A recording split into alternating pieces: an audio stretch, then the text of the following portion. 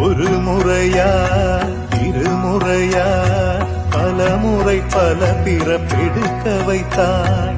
புதுவினையா பழவினையா கணம் கணம் தினம் என்னை துடிக்க வைத்தாய். பொருளுக்கு அலைந்திடும் பொருளற்ற வாழ்க்கையும் துரத்துதே. உன் அருள் அருள் அருள் என்று அலைகின்ற மனம் இன்று பிதற்றுதே.